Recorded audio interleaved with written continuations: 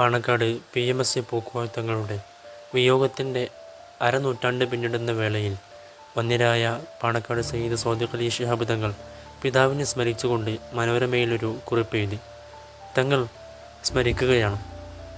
ഒരിക്കൽ സുബഹി നമസ്കാരത്തിന് വേണ്ടി വീട്ടിൽ നിന്ന് പുറത്തിറങ്ങിയ തങ്ങൾ കാണുന്നത് തങ്ങളുടെ വീടിൻ്റെ ഉമ്മറത്ത് ഒരു കുടുംബം വളരെ തണുത്ത് വിറച്ച് ദുഃഖിതരായിരിക്കുന്നതാണ്.